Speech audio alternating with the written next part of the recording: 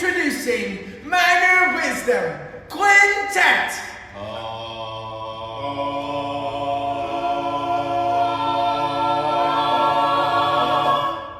One, two, let's get a little do.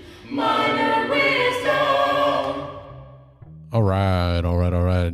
This week I've got Grace Springs on, and it was good to get to know them. They have a very unique story, and you'll hear me say that once they're done with their intro.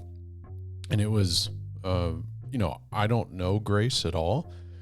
Never met them, but hopefully one day, maybe I will. I don't know. I mean, it's so tough. I was thinking about this actually this week about how I've interviewed so many people, and there's still so many people that I haven't actually met in person. And so, I feel like I know people that I have been interviewing, because you get to know them over the whatever hour that you get to talk to them. And then I don't necessarily always get to talk to them when I see them at Thespians or TXCTA or something like that. So I'll call out Shelby, who I interviewed now probably a year ago, maybe. I don't even remember. She can tell me. But and then I saw Shelby at TXCTA this past year, and it was just quickly like walking by each other, and it didn't click that it was Shelby, and then it did later, and I was like, oh my gosh, I should have said hello to her. And now we've said hello, right? And I've even been to her school. Thanks, Lake Belton. What's up, Lake Belton High School? And I would consider her a friend now. So, but it's just funny. I don't know why I'm telling you guys this, but I don't know everybody that I interview. So it was a pleasure to get to know Grace. I really enjoyed their story, and you'll hear kind of the questioning of how they became a tech director and stuff. And it's just unique, and it's actually kind of inspiring in a way, because they are self-made in that world of tech directing. So enough of that. Speaking of TXCTA, I am going to go to Summerfest. In what capacity, I don't know yet. There is some talk of some things and some stuff. I'm going to teach something, probably lighting related, but nothing is set in stone. I will tell you what is set in stone. I finally bit the bullet, although I should have done this years ago. I would have saved some money and became a lifetime member of TXCTA, because I will go back to the classroom, even if that is a wrong and inaccurate prediction. I will still be involved. I am so involved in education now. I'm more involved in education now because I'm in so many classrooms. You hear me talk about this now the past 3 weeks, but I'm in so many, I don't want to say classrooms, not a traditional classroom, but what is traditional when it comes to theater. But I'm in so many spaces of seeing so many students, seeing so many teachers, affecting lives, hopefully in the way that I wanted to a while ago. And honestly, it's thanks to the John Cooper School, because when I was there, I had so much flexibility to be able to help people. I even, you can ask Beth Abel. I was able to take time to go out to her school. And the John Cooper School, this is the beauty of private schools, they kind of want you to continue to be a professional, right? It's similar to college. They want you to be active. It makes them look better. They are selling a product. They're trying to get people to come to their schools. It's almost like where HISD wants to go. Not that they should. HISD is a total crapshoot right now, but enough of that. But anyway, that's exactly what I have wanted to do, and I've really enjoyed it. I even ordered some embroidered shirts. That's how serious I'm getting. Ooh, hey. So it's going to be fun. I'm going to be there 7 hours away from where I'm currently sitting right now, in Big Springs, Texas at Howard College. Don't go to Howard University. That's a bit further away. Not that much further, but it's a bit further. But Howard College in Big Springs, Texas, I'm very much looking forward to it. I've been to a Summerfest before, but it was a very long time ago in a very different sort of model. So I'm looking forward to doing that. Looking forward to helping teachers out and being with, I would still consider my people, my peeps. Couple of other things, some tech things. I've received some advice from some people on what to cover tech wise. I will tell you this. I'm doing what I'm doing and I love it. I want to expand and grow. But right now, if you need this immediate fix of like, I need help with curriculum and advocacy and things like that, like I'm advocating, don't get me wrong, but it's in a more unique sort of non-traditional way. But Mel Edwards is doing God's work right now when it comes to curriculum and doing all that kind of stuff for for people, for tech directors especially. And so I'm going to push what Mel Edwards does every single day of my life, like until, there's no reason to, or until she retires or something. But she is doing amazing work. You do need to check out her podcast. She hasn't released a lot of episodes, and it's only on Spotify, which for some reason my podcast is no longer on Spotify, but I'm going to try to fix that over the next few weeks. But anyway, I digress. But she's doing great, doing just as great as Grace is doing in Bastrop. Oh, I had a little brain fart there. But in Bastrop, and just it's pretty awesome. It's pretty awesome. Life is good right now. Hope everybody's doing well with One Act Play. This week I am in two different contests, 4 days of contests, and only 2 contests. One of those contests is 1 day. The other one is 3. Come on, man. Come on with it. I'm okay with that. Not complaining, but got 2 contests this week and then 2 more after this week, both in Dallas. So I'll be up in Dallas if you want to hit me up. Hope everybody has a good week. Bobby, I will see you Monday, and don't you ever call me that again. So my name is Grace Springs. I'm a 5th-year teacher at Bastrop High School. It's the first school I interviewed at, and they called me like 20 minutes after I drove away, and so it was very much meant to be with Bastrop High School. And I can get into that a little bit later. I am actually a history teacher by trade. I attended Texas State University to get my bachelor's in history, and I kind of pigeonholed myself into United States history, and I got a minor in creative writing poetry. But the reason I'm now a tech director, and this is my 3rd year as our full-time tech director, this is my 4th one-act season with the Bear Stage Theater Company. I got into all of that because I really wanted something to build. My background in theater goes back to when I was little. My mom was actually on the Georgetown High School one act play team when they won state. I want to say in like late 70s, like maybe like 80, 81. I can't remember the exact year. And so she had always been an English person and into theater. By the time I came around, she was already a principal on her way to being a superintendent. And so she always had to go to all the events, and she was always most excited to go to the theater shows and take us to the theater shows.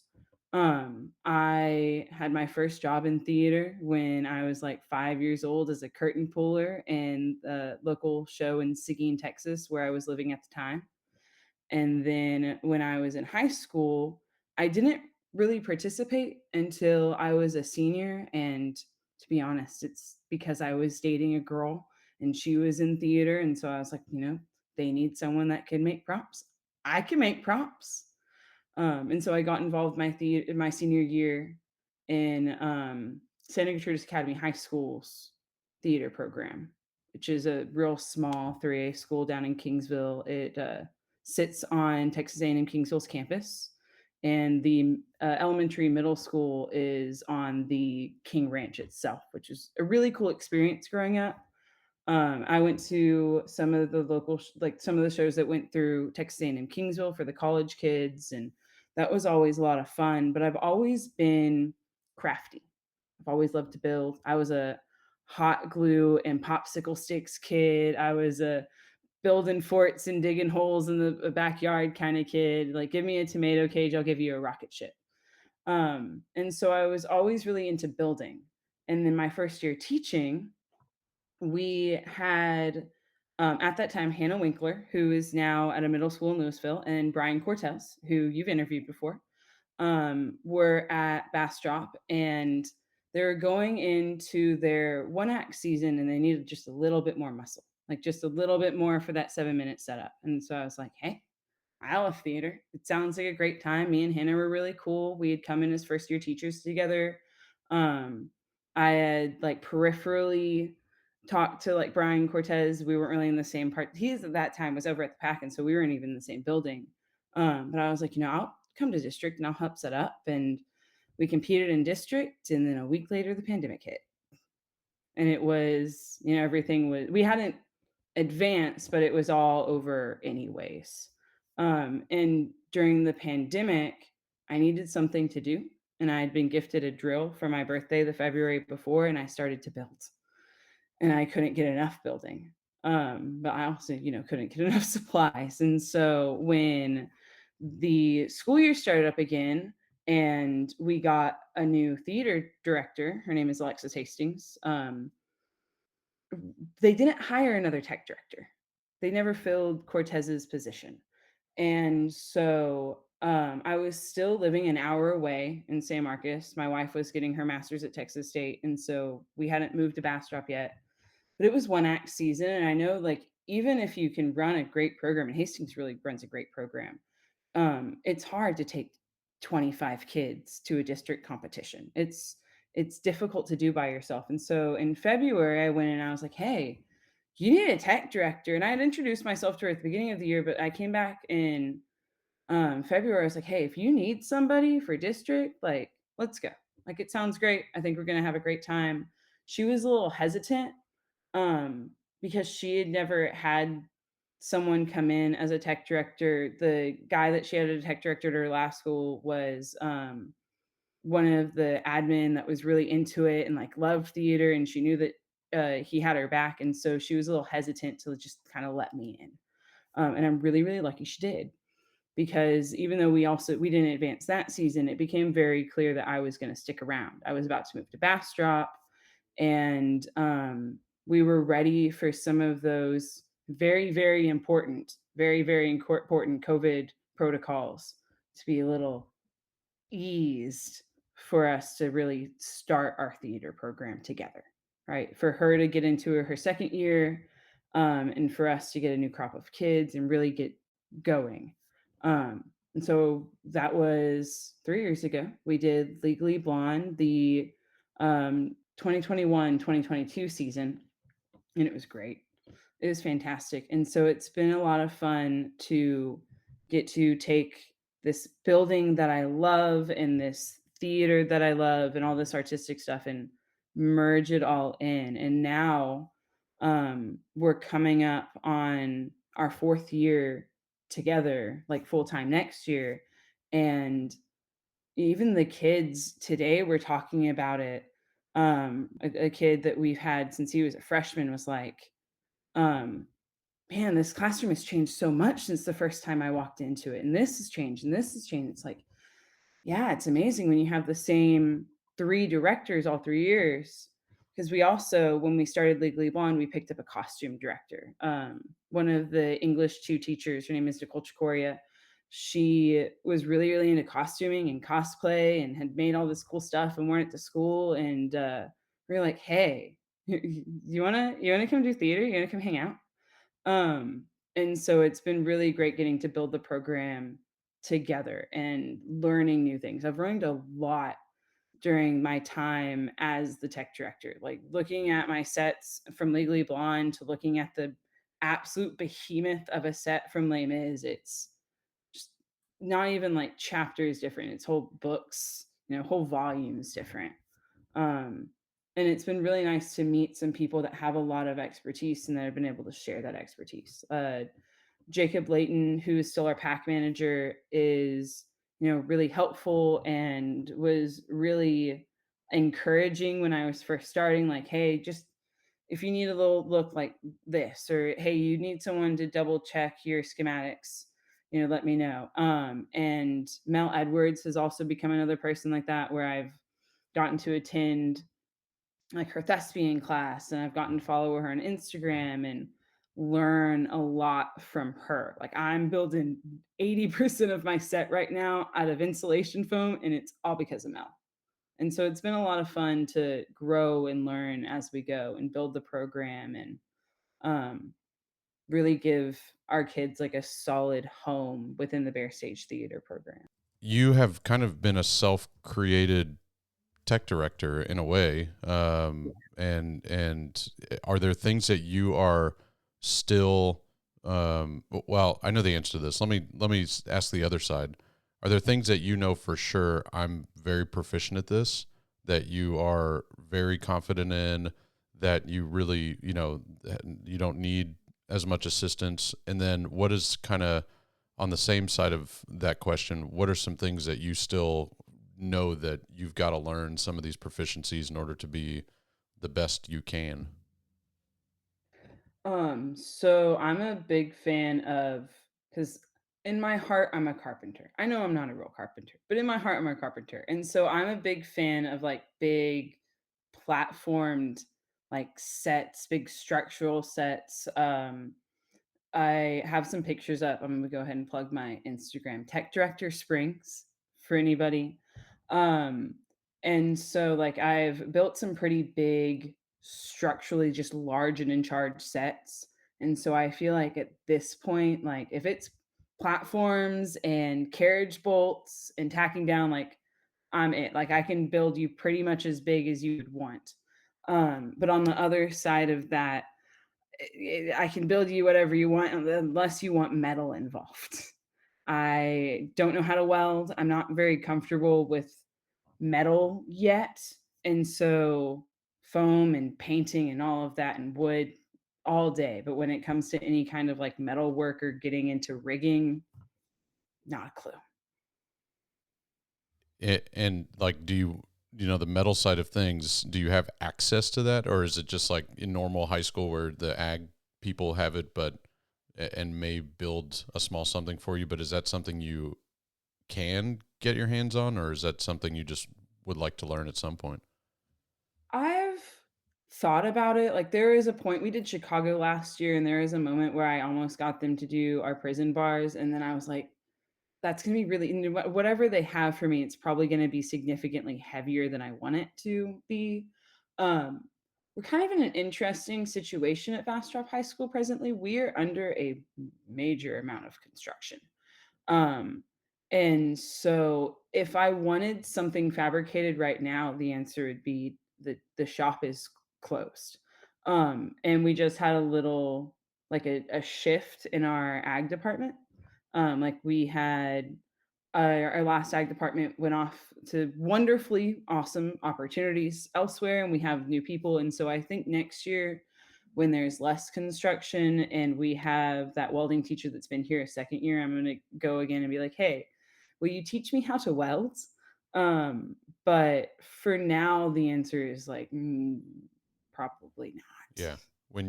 You mentioned that when you were a kid, you were the popsicle stick type, hot glue gun and all that kind of stuff. Were you also the tear apart type of kid? Yes, I Okay. was the take it apart, put it back together. I have a lot of ADHD up in here. Yeah. Yeah. And so sometimes to my detriment, but I will still sit in meetings. And I was in a training on Monday and I took apart my pen and put it back together probably four or Right. five different times. Yeah. That's, I was always that kid that took apart, the remote control car in hopes to put it back together so that it worked. And I was never successful, but my parents stopped buying that stuff for me. So like, you're just going to break it.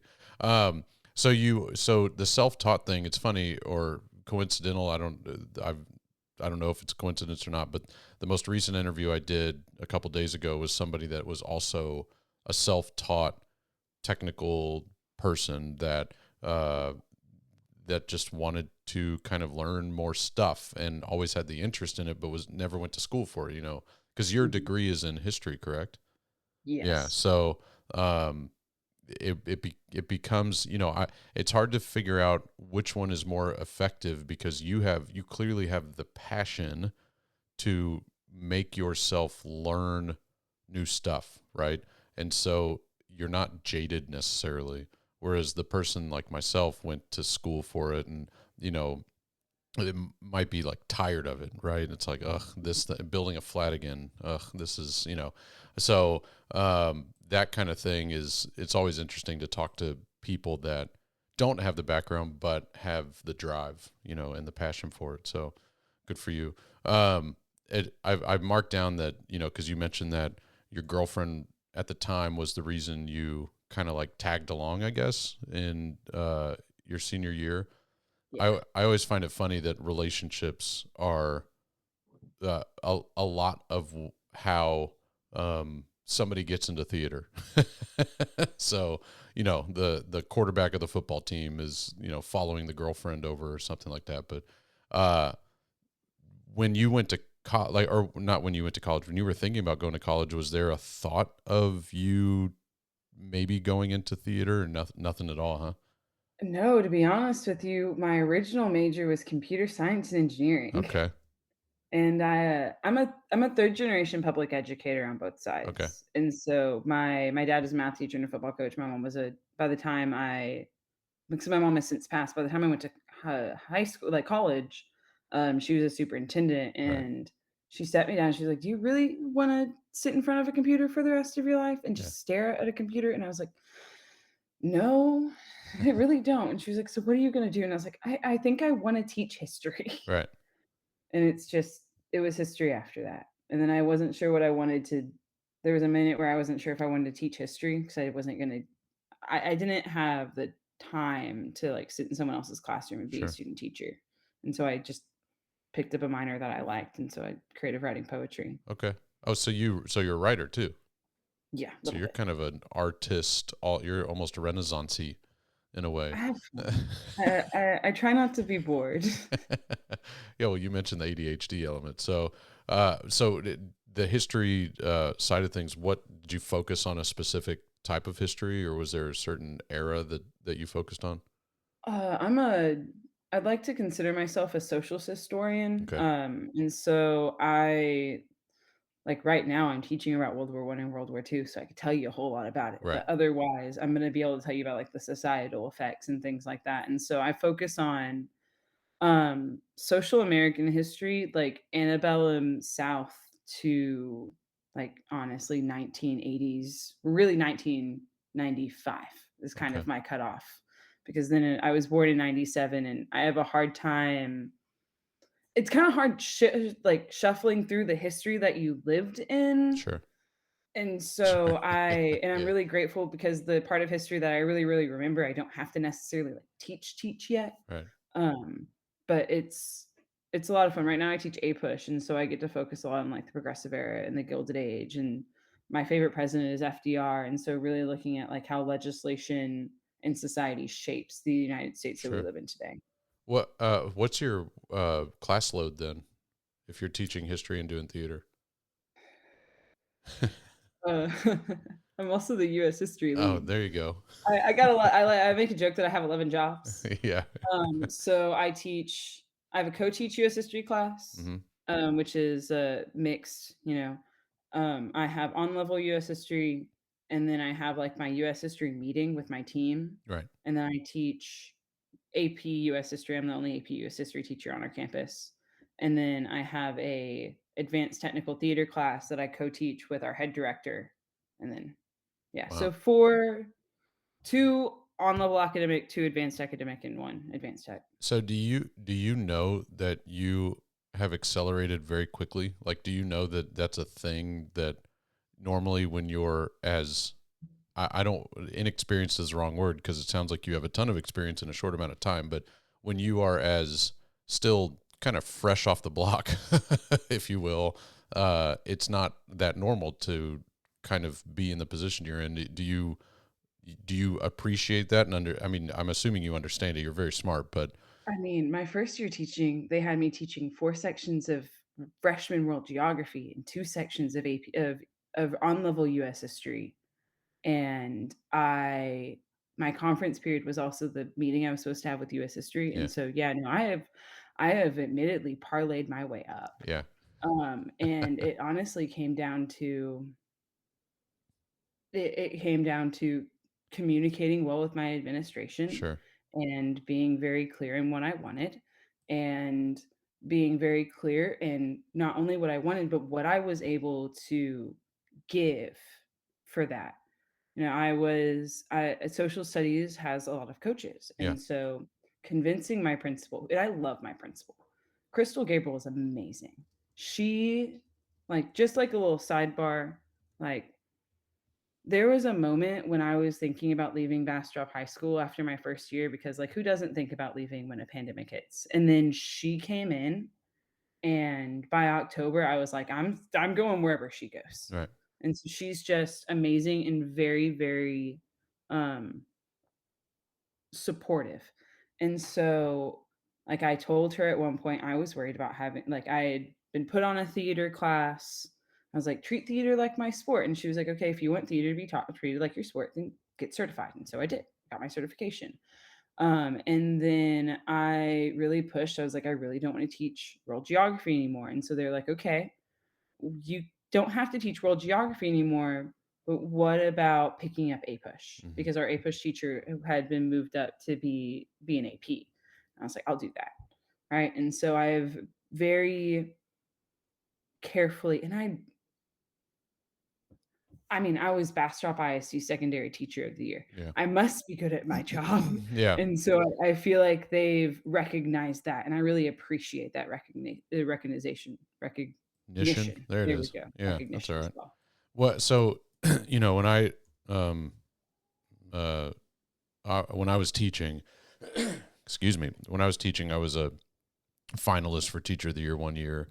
And I remember, I'm in the same boat. My mother is deceased now, but I remember my mom telling me when I was thinking about teaching back in college that she was like, that's great and all, but just don't ever do Teacher of the Year. Don't ever don't strive for that. And the reason is because I don't come from a family of writers, and that writing is like a big part of, tell us why, or they always have a prompt, right? You become a finalist with a prompt, and then if you are lucky enough to win your campus level, then you go on to the district and you have to write more.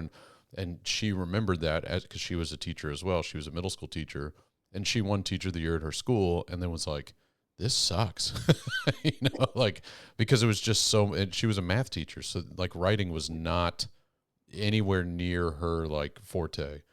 And so I just remember her telling me like, hey, if you ever get this opportunity, pass it up. don't be upset if it passes you by too. Like, so I've never been offended by, and I'll tell people all the time, I have friends that are like, I've never been nominated. It's like, don't be careful what you wish for, That's not to say it's a bad recognition. It's just, if you're not a writer, it's not easy.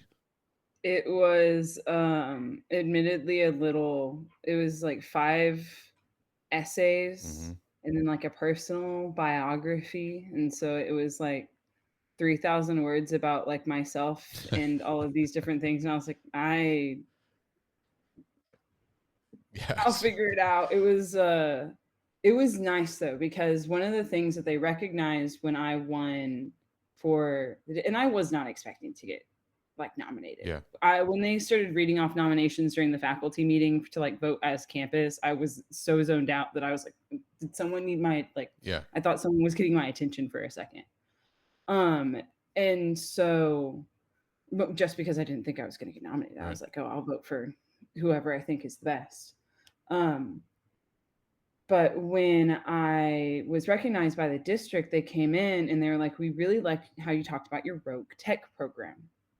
And so I have this little Rogue Tech program where, not every kid wants to be involved in theater. Right. Some kids, have a stigma around theater. They don't necessarily want to be in an extracurricular, because if you want to be in an extracurricular, then all these extra rules might apply to you. Right. But sometimes a kid just needs to paint.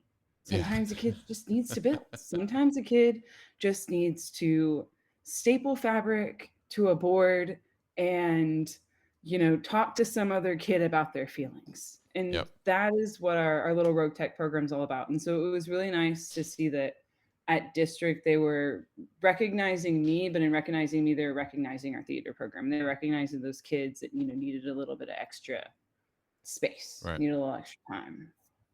Have you been able to have time to do like outside, like anything outside of like, give me something that fills your cup outside of education, or is education what, like, is that it? Or Oh no, yeah, I didn't think so. I spend a lot of time with my wife and my Yeah. dog, and luckily my wife is works at the same campus as me Oh, as nice. a college counselor, and so um it's nice to get to see her throughout the day. I play and collect guitar and ukulele. I do some woodworking on the side. Like I was telling someone the other day, I was like, I really hope the freeze doesn't come so I can start my garden. I have a lot of little things going on.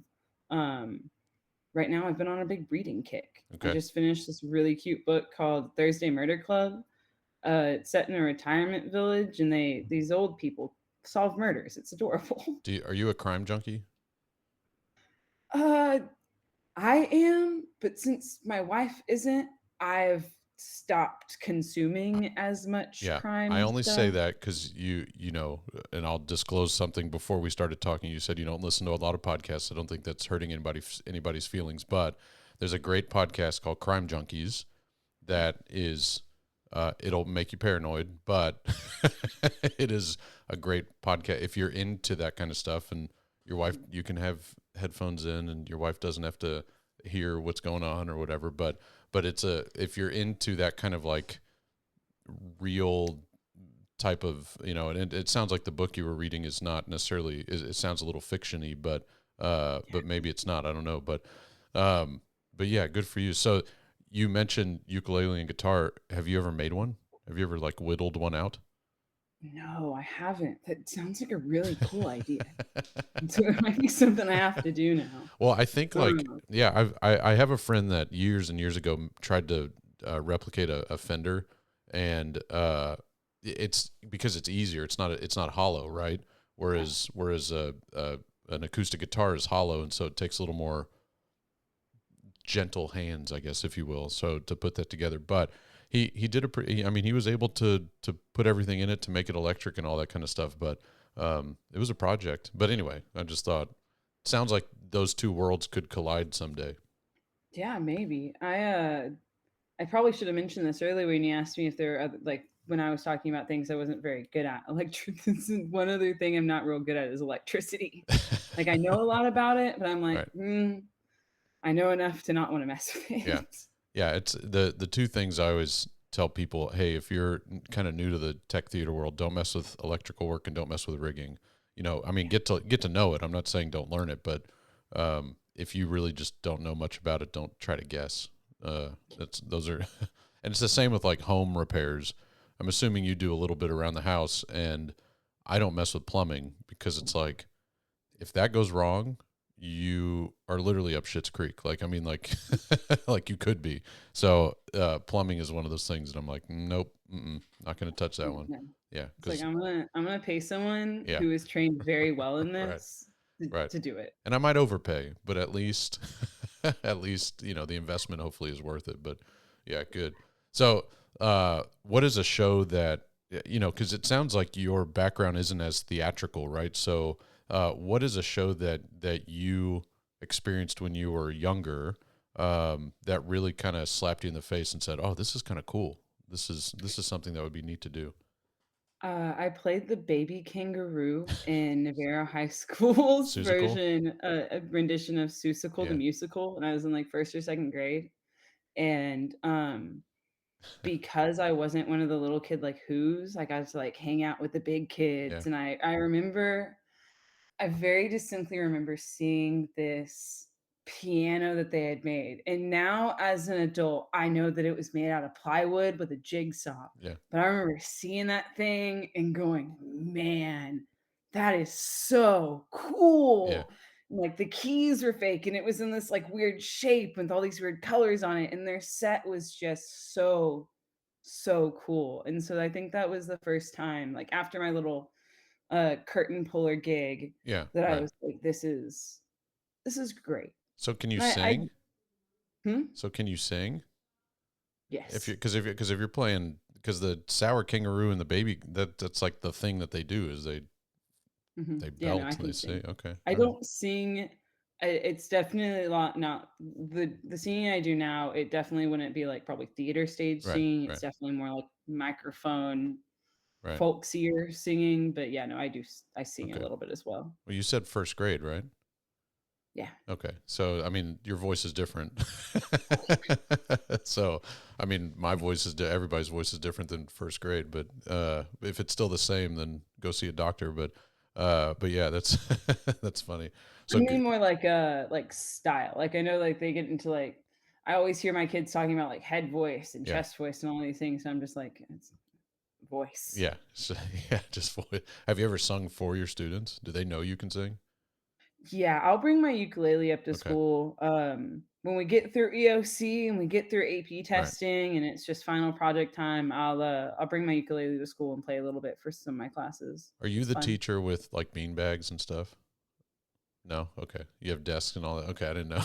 Yeah. No, I actually in my classroom, I have 2 7x4 platforms and a 4x4 platform that my desk and my podium sit on, but in the corner, and so I even have, like, a little, like, stage, like, So y'all are you're like raised that's up. y'all space, it's my space. You're like elevated, kind of like. Yeah, it's only Oh, about 4 it's just a standard, I mean, okay. it doesn't have any feet on it, just Oh, okay, standard. okay, okay. It's just the height of a 2x4 or whatever.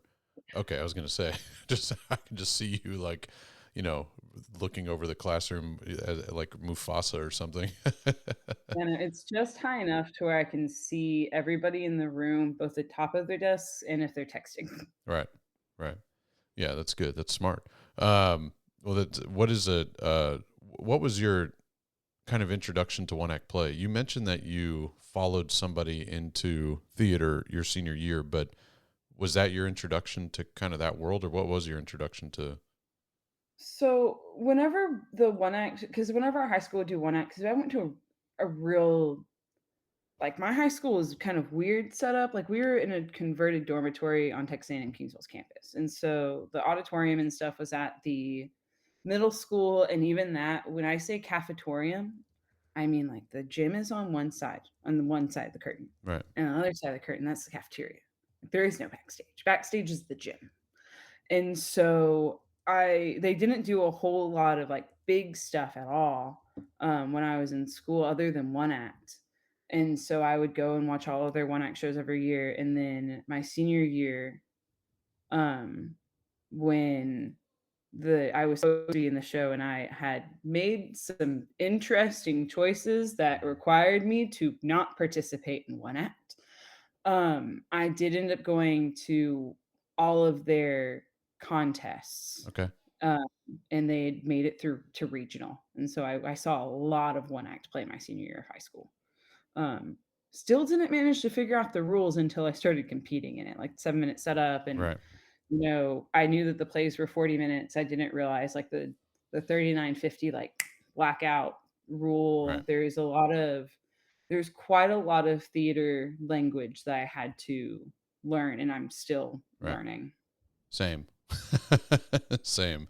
Are you a competitive person at all?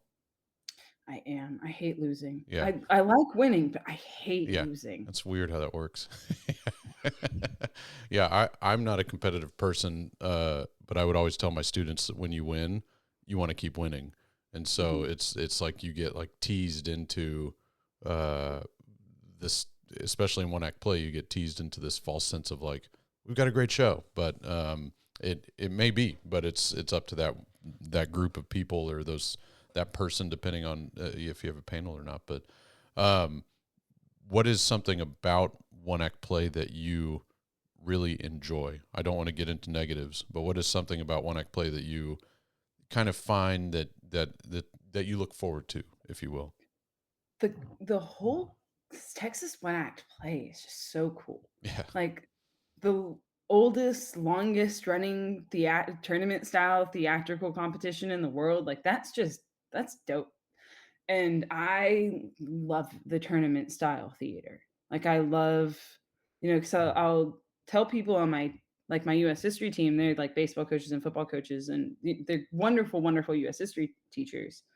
But when I tell them, like, yeah, we get 2 hours in a space the day before, and then we got 7 minutes to set up and 40 minutes to form and 7 minutes to get out of there, they just look at me like, that's theater? Like, that's insane. And so I love that, you know, go and the fire behind it. You got to have some fire in it to like have a good show. And got to have some fire in it to like get everything set up. And the show we're doing right now is like I built an entire kitchen out of foam the other day. And we're putting canvas on all, we're using like every piece of unit set, all the flats, all the doors, the window, everything. Like and it's gonna be insane to set up in 7 minutes, and I cannot wait for it. It's gonna be so much fun. What's your introduction to foam too? I mean, I'm assuming, again, not to keep harping on it, but the sticks and glue kind of side of you is fine with foam, but there is a bit of a learning curve with foam. It's not like metal. Obviously, foam is not going to be, well, I guess if you're Aaron Martin, you can make it that you can make it so that you can stand on it, but very few people do that, right? So it's not like you're putting weight bearing elements on foam. But what was your first thing that you did, and how screwed up was it? So I got into foam because of Mel Edwards, yeah. who's just Never heard of her. so Never heard cool. of her. Yeah. Anyway, keep going. Yeah. So cool. And because I know I mentioned her before, but I went to her foam workshop at Thespians, and Right. I'd watched her make things out of foam. I'd gotten to see Rouse do Anastasia, which just was insane, wonderful show. And she was so gracious to let my theater company like tour her backstage Right. and break down some of the things that she had done for Anastasia. And I was really tired of carrying heavy things. And so when I'd seen some of her foam work and I went to her foam workshop, my head director and I went to the foam workshop together, and we were sitting in there and we were like, we're about to buy $150 worth of 2-inch insulation foam, aren't we? And you're like, yeah, no, it's, and so that course was great. The first thing I made was our bookshelves that we're using, and I'm really glad that the people we're representing are supposed to be like impoverished, and this house is a farmhouse that has been kind of pieced together because they're a little off balance. It looks like a shelf might have collapsed after Yeah. years and years of weight, which is great for the show, not great for my ability to square things up.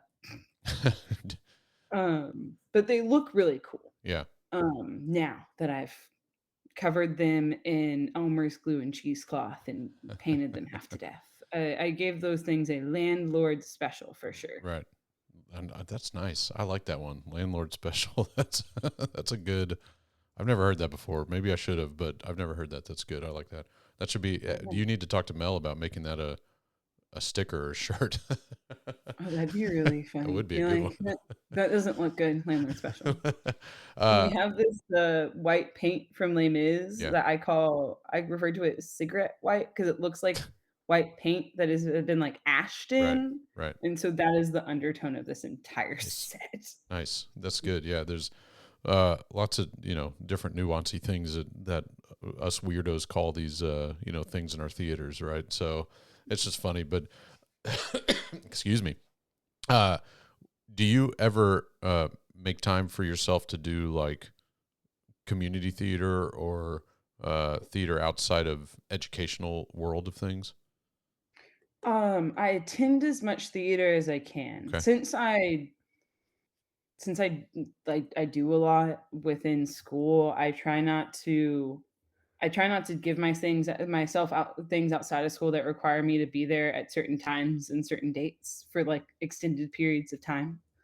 And so I've always thought about teching for our local opera house, but Right. then I'm like, if I tech for it, I can't watch the show. Right. And so I go to a lot of our Bastrop Opera House shows, and they do great stuff. They're a very tight knit community theater. I get to see not only my students, but former students. The Laytons do a whole lot through there. And Yeah. so, like, every so often, I might be like, hey, if y'all need any help with this, like, I'll Right. come in for an afternoon. But, or like, hey, you need to borrow this, like, just let me know. You need a platform. But other than that, I try to keep myself free to like go to shows Right. and like go and support my kids and like their endeavors Right. outside of our theater program, but I don't really want to Smart. put that responsibility on myself. A couple more questions. Do you think your your theater program has benefited as far as number of students from the fact that you are also a history teacher? You're not just theater. They see you outside of theater world and they think, oh, well, they're cool. I want to go, to experience theater now. So do you think that there's been a bit of a return from that, or is that not really affected much?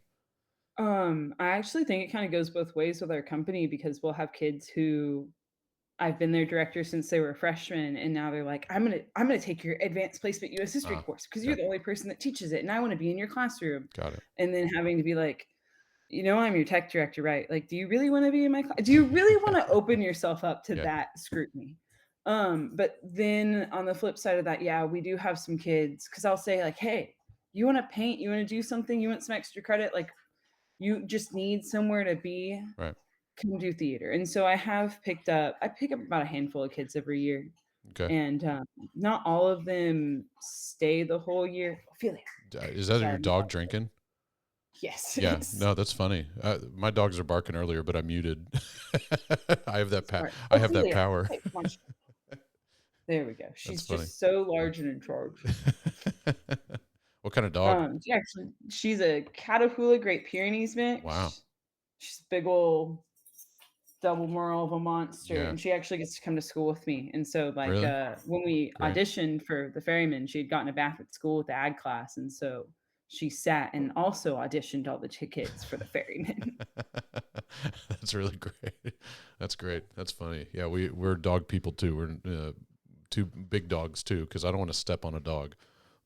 Yeah. So one of the last questions I'm going to ask you, because we're kind of hitting that sweet spot that I keep things at, but nobody knows that secret. But your history background and I have a question in my head, but I'm going to try to be eloquent with it.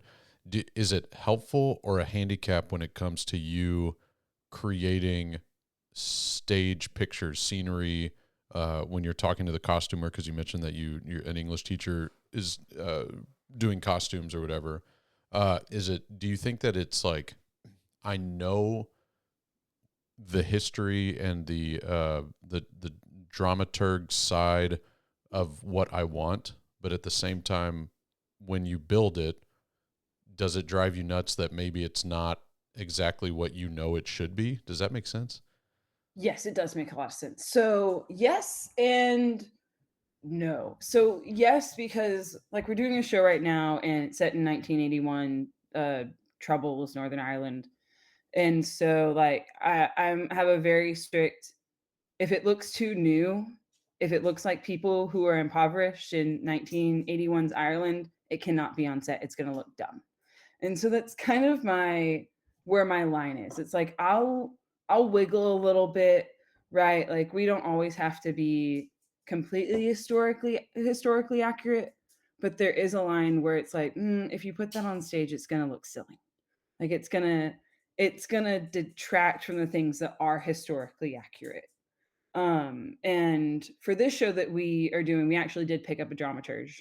And so we do have a freshman where like his job is to answer the questions that I don't get to, or like, I'm an American historian. I know a lot about a lot of things, but he's like a big military historian. And so he's talking about like IRA uniforms and that gun wouldn't make any sense. And I'm just like, thank you, because I didn't notice. And so if it's something that I'm like really knowledgeable about, I'm like, that can't happen. When we were doing Chicago, I was like, that's not gonna make any sense. When we were doing Les Mis, I was like, if it looks like it was thrown out a window, it works. Right. Yeah. The barricade is made up of literally just pieces in your storage unit that you don't Mhm. ever need again. Oh, unless of course you worry about building the barricade again. Right, right. In Well, which case, yeah, I don't know. I have this pile of barricade materials that I can't get rid of until I hear back about Heller Award nominations yeah. later Oh, on. Because right. like you never know what you're gonna get nominated for. Never know what they're gonna ask you to bring. And so I have a pile of stuff on Oh, my wow. stage right now. It's like Okay. that's a barricade. It certainly will be. That's funny. Yeah, I didn't even think about that, that you have to kind of almost construct things to be reconstructed because of the Hellers. Yeah, we have the Tommy Tunes here, but they don't have, maybe a small piece or a chair or something if you're doing Good Man Charlie Brown, maybe you have a small piece, but um I don't know if that's ever been nominated, to be honest. But we don't go as big as they do with the Hellers. But knowing one of the people as well as I know with the Hellers, I understand why it is the way it is, because we're family friends with one of the creators of the Hellers. So my dad grew up with him. So but anyway, he's been on this podcast too. You can scroll through and whatever. Anyway, but enough flexing. So I'm going to get you out of here on this. You have a unique background in that as you said, you came from on both sides of the family, education or educators, right? And then you went into education. Sounds like not necessarily reluctantly, but sort of you tried to maybe be reluctant I was with it. told to not to. Yeah, right. Okay. And now you're here and you've won secondary teacher of the year for your district, and you're skyrocketing, right? Uh, in a and I don't mean to insult you in this way, but in a rather short amount of time, being as young as you are, getting as much of you as much as you have gotten thus far, what is it that keeps you humble, grounded, and not thinking that uh, uh, you are the next best thing? Excuse me, the next best thing to like education. What is something that is keeping you down to earth? Because you come across as down to earth. You don't come across as egotistical at all. So what is keeping you there? Um, I have to give a lot of praise to my wife, Mm, Sophia. She is a wonderful sounding board. She, kind of keeps me in perspective with things. But also at the end of the day, I'm only as good as my kids, right? Like I I got where I am in teaching because, a kid asked me a specific question which made me look something up, which made me better, which mhm, made me add something to my lecture. Or a kid needed to know something and I was like, "Well, let's learn it together." And so it really comes down to our kids. And Bastrop High School is, we are a Title I school, and it, like one of my mentor teachers in the past said, they don't keep the good ones at home. We're Walmart. We serve everybody. And that mentality has really held deep to me. Like I'm in it for the kids. And that's something my mom always said as well, 'cause she was a big believer. We are public educators. That is what she always said. We are in it for the people, right? We are in it for making things better, for educating people, for being there for people, for being there for kids. So at the end of the day, they're just kids and they just need adults that can help them and guide them. And if I can teach a kid how to properly nail something in without cracking a board, then bet. If I can teach a kid that you can paint something instead of, doing something negative with ourselves, if we can just, if you can just get up and get to first period mhm. and get through your classes and go and attend and learn, then at the end of the day, you can come to rehearsal and you can be with the people you love and you can be with this wonderful community that we've been able to create. And that's really what keeps me on earth is the kids. I'm in it for the kids. Minor wisdom.